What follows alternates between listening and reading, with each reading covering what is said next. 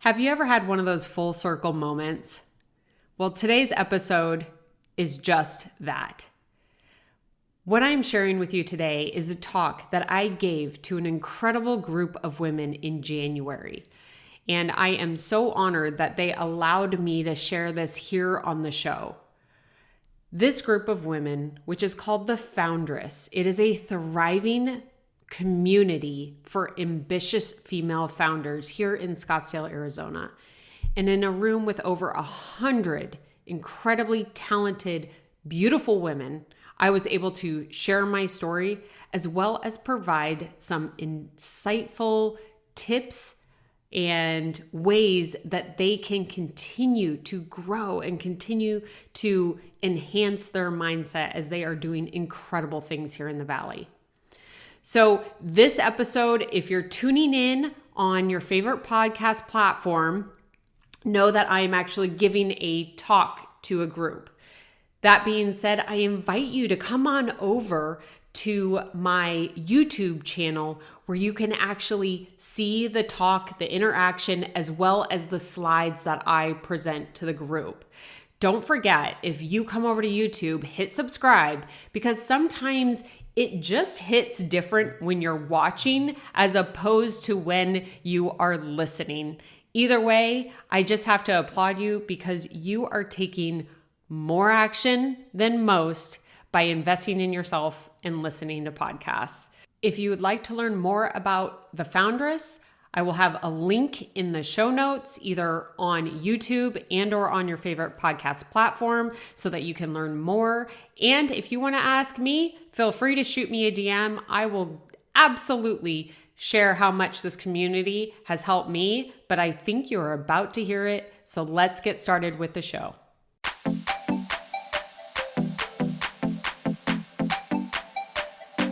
Welcome to the business of being healthy, where we are passionate about treating our health as good as we treat our wealth.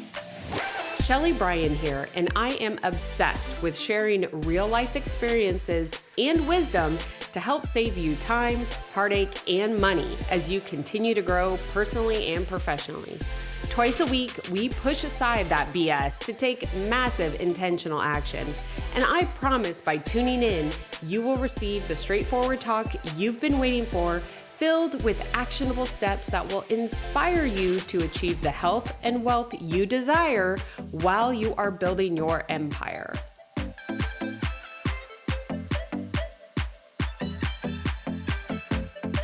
All right, I just have to say thank you so much, Coley and Lindsay, for creating the Foundress, number one. This community is something that I find very near and dear to my heart because no matter how much I try to give back, this community beats me and I get so much more. So just the friendships, the businesses, the women that I've been able to connect with, I literally couldn't put a value on it. So thank you so very much for that. And I do want to share, for everyone new here, I just joined October of 22. And I love sharing this story, and I usually share it kind of more one-off. But the first time I came was actually before that, like a year earlier. And you'll find out why I kind of needed to step back. But I came and I felt like, I don't know that I'm ready. I actually stepped back and I didn't join at that time. And I don't regret it because I needed to do some inner work. I needed to take care of me first. And then when I came back in 2022, October, with completely open arms from Polly and everybody, it was like, I'm home. This group is where I need to be. So grateful for it. But let's dive on here. And typically I don't have slides, so this is going to be fun. I might fumble a little bit. So the title of this is How Losing Sight of Your Health Can Leave You Blind. That photo was actually my most recent surgery that I've had on my eye. That was just in February of 21. And it's funny, because while that can be scary, and I see that and it brings back a lot of memories, what it brings back though is peace and gratitude. Because what I'm about to share with you is something that definitely happened for me. It did not happen to me. And to give you all just a little bit of context here, because as Coley so nicely shared, she was like, wow, what a pivot, right? Like, my career background has been anything but normal. And I want to give you a little bit of context behind that, but then also give everyone in here permission to make those career changes. And whatever they are, you might feel ashamed. It will show up its way in the future. So that experience you're about to gain will come back. So bringing it back to right after, I'm an Arizona native. Who's an Arizona native? Yes. Okay. I mean, like, native. Like, I mean, haven't left. Cochise, Cocopah, Chaparral, ASU. Yes. Okay. So after graduating ASU, I didn't know what to do. And everyone told me, like, oh, you can't, like, you're just a new graduate. You're going to make like $20,000 a year. And I'm like, you suck. I'm not doing that. And I followed into my father at the time, he was in the financial industry. So I was like, that looks like fun. Let's go do it. So I went and I joined UBS at Gainey Ranch back in the day. I think they might have moved now on Camelback. But I want you to think of Boiler Room. Anyone seen that movie? Right? The bullpen. There was 50 brokers in the office. I was one of 4 women that were not assistants that were actually training to be brokers. And what you'll find out from me, it's like any challenge, I'm like, yeah, game on.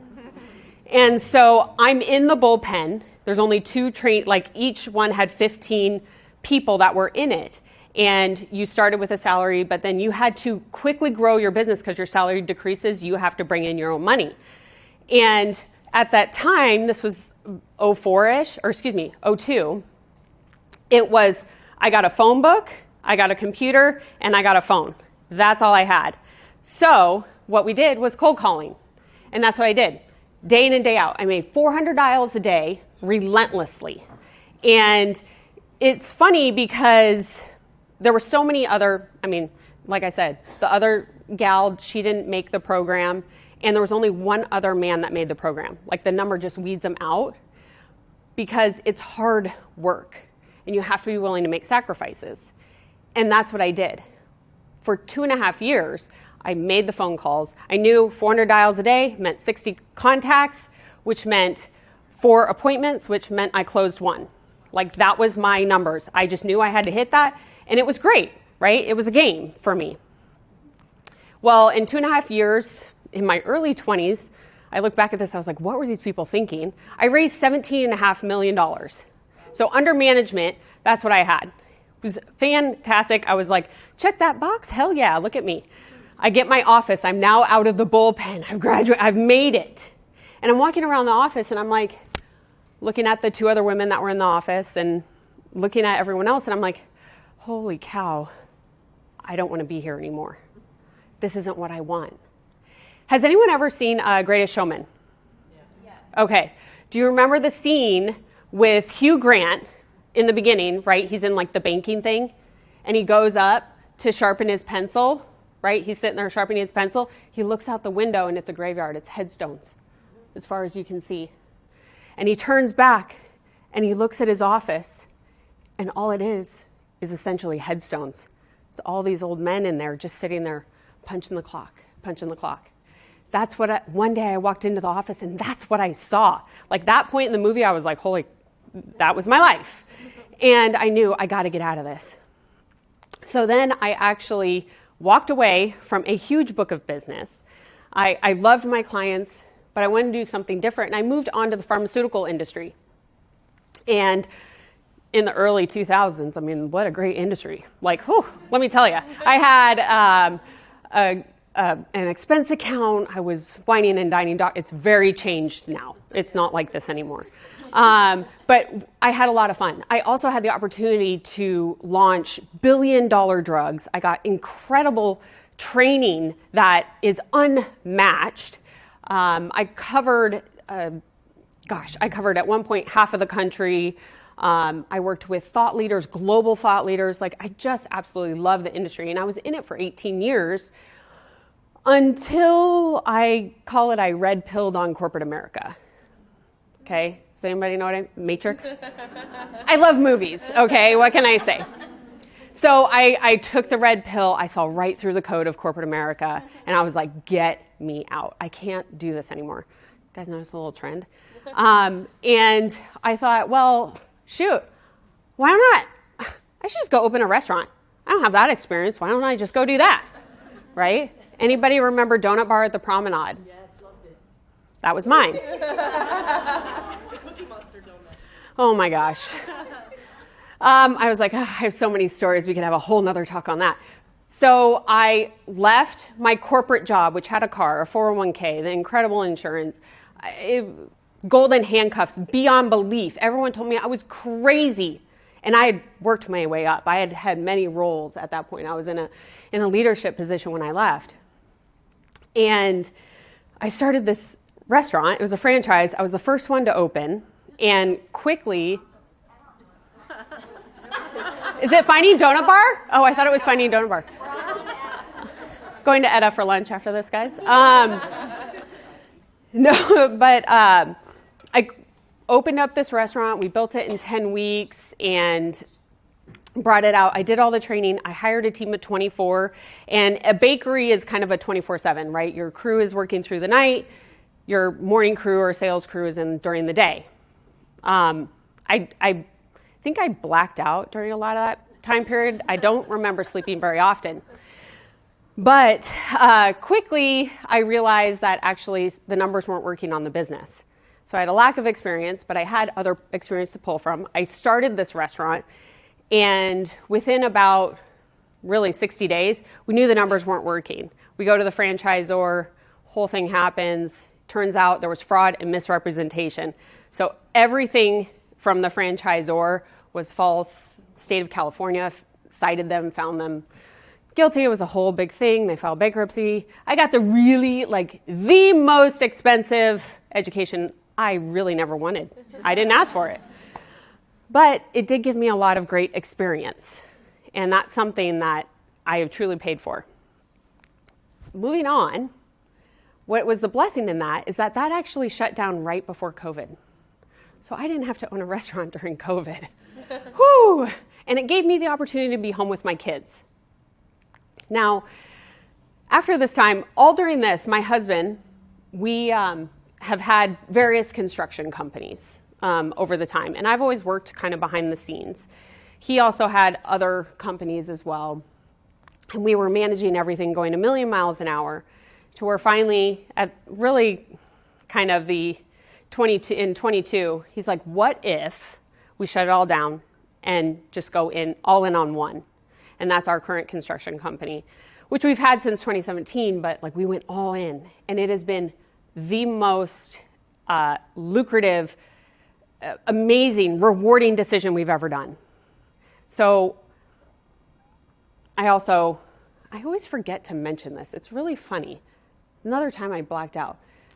I promise this will all make sense. When Coley mentioned my first side hustle in 2012, that was when I was still in pharmaceuticals. And I got kind of bored in my corporate position, so I thought, let's start this side hustle. I do show horses competitively, think Yellowstone. I know all those guys. I compete with them. And I wanted to start an online platform for buying and selling high-quality horses, so six-figure horses. Well, when 2020 hit, everyone needed access to information. So I morphed that company into a media company. And from 21 to 22, see why it all just kind of like goes together sometimes?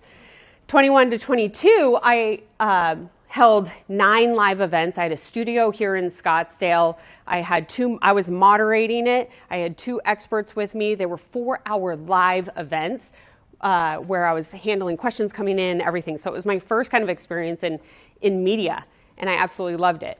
Well, that was yet again the time that I took my passion and turned it into a business, and then realized it was pulling me from the fun of riding with my daughter. So that is, yet again, another business I decided to shut down I still own all the assets to it. It's a great, great thing, but shut it down so I could spend the time with the horses solely with my daughter. But it was a great, I sold sponsorships and worked with, I had a whole production team, a director, a producer. It was fantastic. So I took that experience, and that's when I launched my podcast in 2023. So still having the media.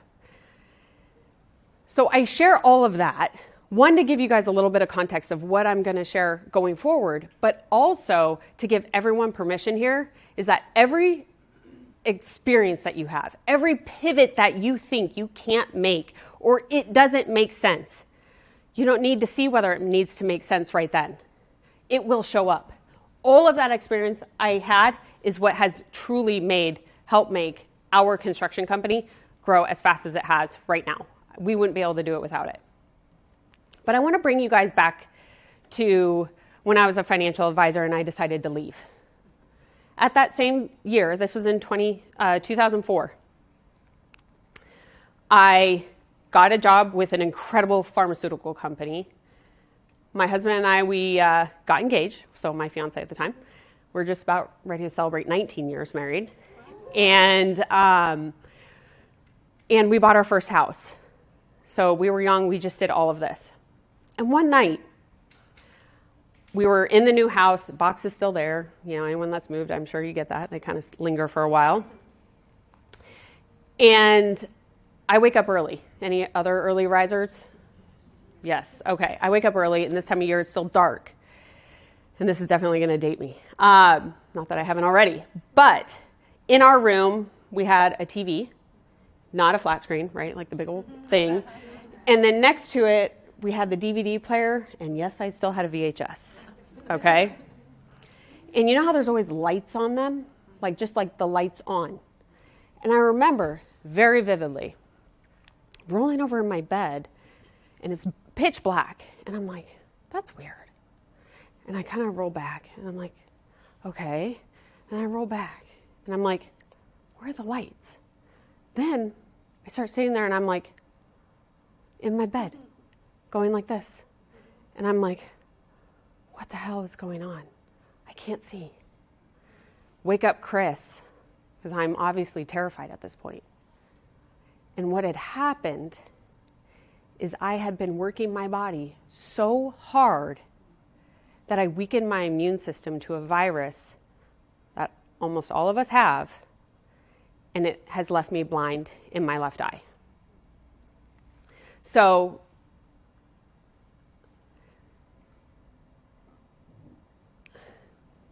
this virus is something that the CDC says 1 in 3 will have a shingles outbreak as an adult.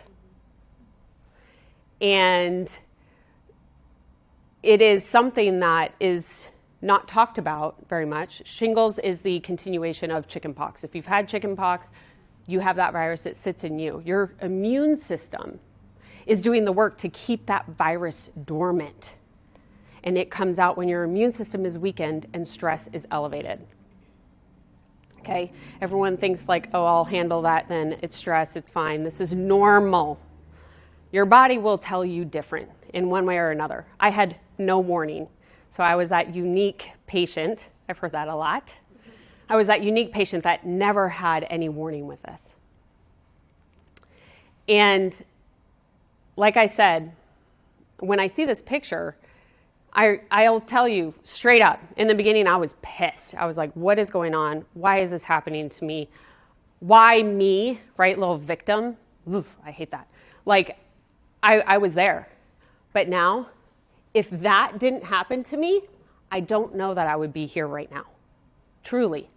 That is my constant thorn. That thorn is never leaving my side because it needs to remind me that as I continue to push on, I shared my career path. Don't you think I maybe had a little stress during that career? Still now? Gosh, I almost have 2 teenagers. That it is always going to be there. And so it is my reminder to take care of me. Because if there was one thing that I can tell you, that we cannot take care of our business, our clients, our loved ones, anyone else unless we take care of ourselves first. Now, what I will say is, you hear that and you're like, great, Sheley.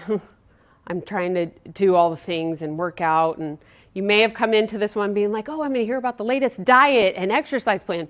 No, because what I'm going to share is over the last 19 years, it'll be 19 years now. October will be 20 years that I lost my eyesight.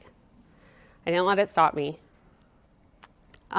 Maybe pulled back a little bit every once in a while, but it reminded me is that the better that I take care of myself, because I have my reminder, the better that I take care of myself, the more confident I walk into a room, the better conversations I'm able to have, the bigger I am able to dream when I take care of myself first. And I am relentlessly selfish about it because it stems more from my mindset and personal growth, like with Elevate and what's coming. Like, the mindset is everything. It's not the diet. It's not the working out. It's not the yoga. It's not the meditations or affirmations. It is your mindset. So, okay. You weren't supposed to see that second part yet. All right. So who can relate to this? I love it, right? And this is from Motivational Mummy. Me trying to be a mom, not lose my shit, excel in my career, maintain a social life, drink enough water, exercise, text people back, stay alive, and remain sane. I feel like that's all of us right now. Do you guys think that? I mean, it's like, okay, let me do all the things. Let me look at my to-do list and handle it. And I got it. I got it. I'll take care of myself when? Let me send this email. I'll take care of myself next. Oh, I have a break next week. That's when I'll get a couple extra hours of sleep. We all know. We all know. So I love this quote from Naval. And is anyone familiar with Naval? Yes. Brilliant. Brilliant. And in fact, you guys sent me a DM. There's 2 interviews with Naval with Tim Ferriss. Are you guys familiar with Tim Ferriss, the 4-Hour Workweek? These episodes are awesome. I'll send them to you and kind of give you some insight on which ones to listen to. But Naval is, like it shows here, as an icon in the Silicon Valley. He is the founder of AngelList. He has had more like unicorn investments. He is brilliant, and he's really honed the wealth, health, and happiness kind of trifecta. But I love this quote because we think of ourselves as fixed and the world as malleable, but it's really we who are malleable and the world is largely fixed. Because how often do we think like, oh, this is just my schedule. This is what I got. This is what I'm dealing with. It is what it is. I'll take care of myself when. We got to flip that. And my goal for you today is we're going to talk about stress and how we cannot just let it go because it will show up. I promise you, in one way or another, it will show up in your health. We're going to talk about stress. We're going to talk about how to recognize it and then how to manage it. I have a little bit of a different perspective on stress because is stress going away? I feel like this whole room is like filled with very ambitious women that want to go do very big things. So by someone saying, yeah, just reduce your stress, I'm like, F off. Like, no, I've got things to do. So I'm not about reducing the stress. I'm about how can we manage it? How can we move through it and not let it stop us? It's a little bit different of change of a perspective. So I'm going to offer you some insight there. And then secondarily, when it comes to our health, that word can mean so many different things to each person, right? Health is very, very different. And, I think at first people are thinking, oh, I can fit into those jeans from college. That's healthy, right? There's so much more behind it. And one thing as business professionals in here is that you hold incredible behaviors that you are literally using every single day in your business, which are directly transferable to your health. We often think and put our health and our business or professional goals into totally separate silos. They do not go with each other. And I am hoping today that you're going to walk out of here just knowing what a freaking badass you are, that you have everything in you right now to be able to go maximize your health and what health means to you. I think that's very personal. So let's dive into stress, because stress is something, it's a very basic word. I remember being in the hospital and the doctors coming to me and they're like, one doctor was like, yeah, it's stress. This is from stress. And I'm like, you don't know what it is. You're just giving me a label. Like, you're just saying that. And that just pissed me off more. But it made me do a little bit of deep diving, because I was like, well, wait a second. Why am I stressed? I'm not stressed. I can handle this, right? Does anybody remember the 3 things that were going on in my life when I went blind in my left eye? You were getting married. A new house. You got a new house. Job, right? I just got engaged to the love of my life. I got a dream job, and I bought a new house. Sheley, what the hell do you have to be stressed about? Those are 3 amazing things. That's one thing about stress. Stress doesn't look at it and go, oh, this is bad stress. I'm going to affect your body. Oh, this is good stress, so I'm not going to let it affect your body. Those are labels we place on it, okay? So stress doesn't take sides on what's good and what's bad. So when it comes to stress, recognizing it is very personal. I actually will get tight in my shoulders when stress is coming. That's how I know. I also get extremely lethargic. Those are 2 indicators for me that I'm like, oh, okay, what's stressing me out? And I pause and step back. What I have found to be the best way to start recognizing stress. Stress could be traffic. I live up this way. With construction on the 101 and the open coming and the Barrett Jackson and the Arab show, I might be on the news one night for some road rage, okay? So like, that is stress. It's not just like business, right?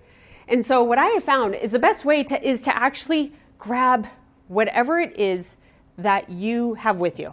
Is it paper and pen? Is it the new journal? Is it a note in your phone? Personally, I love Google Docs because I can access it on my laptop, I can use it on my phone, and I can keep it at all times. And when you feel stressed, when you're like, holy cow, are you agitated, right? Are you having some high anxiety? These are all indicators of stress. Start logging it.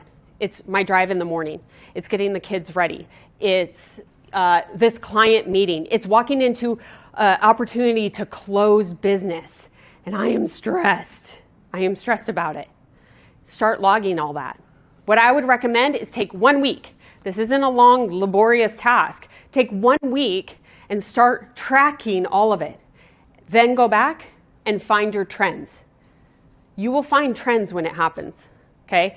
And how wonderful, because now you know when it's coming, number 1, and you can start planning for it. Now, the next thing with stress is management, because again, everybody's a little bit different, but there's a mind shift here that I want to provide you that lets you kind of digest stress a little bit differently. And like I said earlier, is labels. What labels? So when you're writing it down, write it down as it comes to your mind, because you're going to see what labels you're attaching to whatever that stress is. And more often than not, that stress is a result of the label that you attach to it. What if it, instead of like getting on the scale every day, that's something that I know most don't love. I get on the scale every single day, but I've removed the label that is associated with it. It doesn't define me. It is simply a tool for me to use to be able to manage what I am doing towards my health. And I get on the scale. It is what it is. I'm like, okay. And I move on. This didn't happen overnight, guys. This isn't like, oh, just one day I decided. I had to work through it. But I had to keep pushing myself and catching when I was labeling what this was telling me, this scale was telling me. And then reframe. So reframing it is, it's funny. Everyone that knows me well, I really enjoy listening to Alex Hormozy. And he has a really fun way of talking about reframing that I'll share with you. Is he had a cat, evidently, and this cat only lived like 2 years. I might mess up the numbers, so if I do, but you'll get the point of the story. The cat only lived 2 years, and it was like, holy cow, they were devastated. They lost the cat. They loved the cat. And he reframed it. He's like, what if cats only live 1 year? And we actually got 2 years of time with this cat. Well, now, holy cow, I got double the time than I was I was supposed to get with this cat. How lucky am I that I had this opportunity? So it's a lot of reframing. You're walking into some sales presentation or potential new client, or maybe you lost a client or gained a client. Stress comes up at any time, right? Reframe it. Frame it. How are you going to step in? You know what? I'm really nervous about this because I don't feel like I totally have the sale, but I'm going to walk in here and I am going to present the information clearly. I am going to make sure I answer questions. I'm going to clarify any questions that they have. I'm going to follow up diligently. These are all things bringing it back to you. And that is my second point with stress and management is oftentimes stress peaks when we are trying to control things that we do not have control of, right? So one of my favorite questions that I've used this since the last picture happened. Since that happened is I bring it back to me, because what is the one thing that you have control of truly in any situation?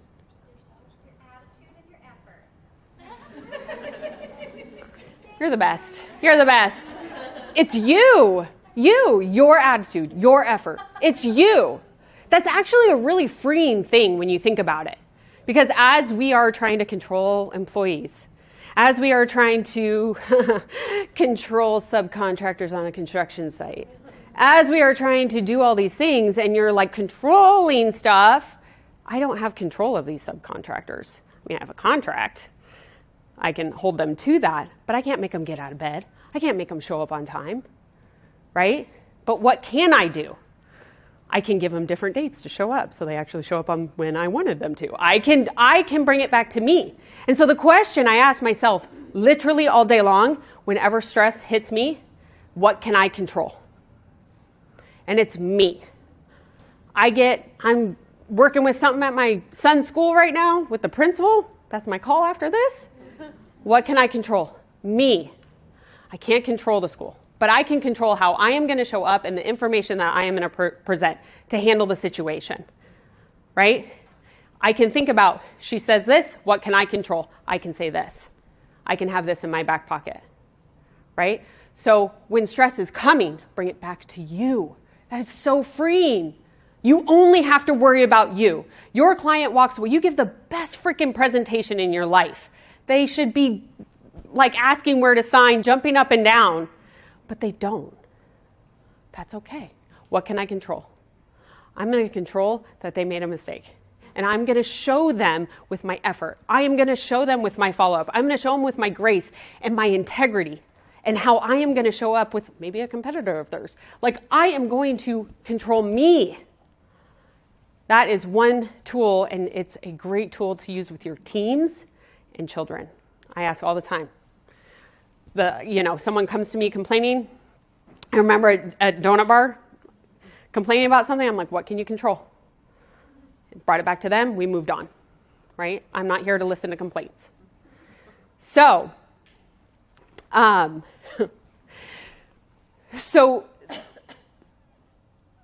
with stress, I think the first thing to always do is we got to learn how to recognize it.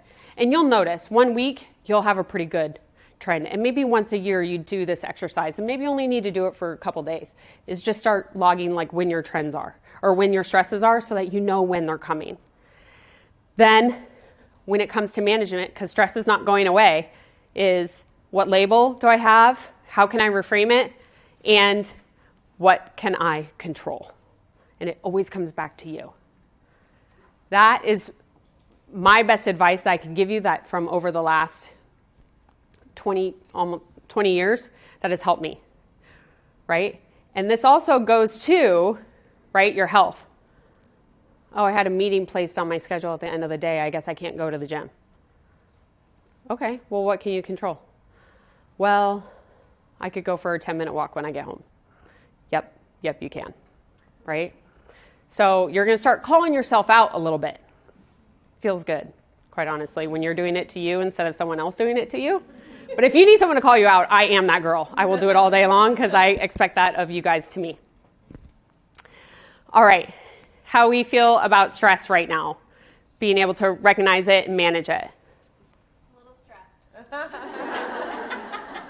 That's good. That's good. That elicits change. All right. I want to move on to, I'm not going to push a button twice. Oh, it morphed. See, Coley, me, Canva, I don't know. No. It's beautiful. I don't care. We're fine. But I want to move on to behaviors and skills. So when you look at behaviors and skills coming from corporate, coming from running multiple businesses, I look at skills are those it's your toolbox, what you know how to do, right? Being able to style clients, that is a skill that you learned. You went to school for it, freaking good at it, right? These are skills that anyone can gain access to. The courses that you take, being here, you're learning new skills versus behaviors. Behaviors are those innate qualities that you have, those interpersonal qualities, right? I look at it like what you do is a skill. How you do it is a behavior, right? Eating healthy is a skill. Consistently choosing to eat healthy is a behavior, okay? Recently, we're growing our construction team, and I was talking with another construction company owner in the Valley, and we were just talking about some different things, handbooks, onboarding, all these different things. And I was like, hey, what do you hire for, skill or behavior when it comes to your team? And she has a much larger team. They have big, heavy equipment. And I was thinking skill because they need certain licensing and stuff like that. She goes, oh, all day long behaviors. She goes, we'll teach them the skills. I don't care about that. Right? And it's funny because I think back when I was in pharmaceutical sales and I was training, I would get flown all over the country when there were some people that needed some extra help to come in and see. It was very eye-opening to me because after my first kind of few, when certain managers would pull me across the country, I wasn't going to see their skills. I was going to see their behaviors. Are they coachable? Are they open? Are they slightly humble, willing to learn? That's what we want. That's what this room is. So, let's hope. Okay. I would love for all of you right now, call out some behaviors that you have used in your business. Think, like I'll call out consistency. Perseverance, love it. Efficiencies? Yes, absolutely. Oh my gosh, heck yeah. Resilience, absolutely. Failure, yes. Oh my gosh, teamwork, collaboration, heck yeah. Anything else? I'm sorry? Communication, right? The way that you communicate? Yeah. Absolutely. Bad behaviors? Avoidance. Absolutely, because I mean, there's good behaviors and bad behaviors, but there's behaviors that we exhibit every day in our business, right? Being able to handle criticism, give criticism, right? These are behaviors that we have to be able to do. So I throw up here, and some of these were called out. I love it. resilience, consistency, prioritization, commitment, critical thinking. All day long, right? We're trying to strategize and solve problems. Problem solving. Patience, persistence, teamwork, integrity. This is just a few. By a show of hands, can you raise your hand if you believe in business you have used at least one of these behaviors? I'm hoping I'm seeing the whole damn room raise your hand. Okay? A little bit of a rhetorical question. But yes, I 100% believe. And the women that I've been able to develop amazing relationships with here, y'all have them all. So I'm sure you have them all. I was just asking one. All right. Now let's talk about behaviors in health. What behaviors do you think you would need to exceed in reaching your health goals? And again, health goals does not mean weight loss. Health goals means so much more. Okay, so what are some behaviors you think that you might use to get the health that you desire?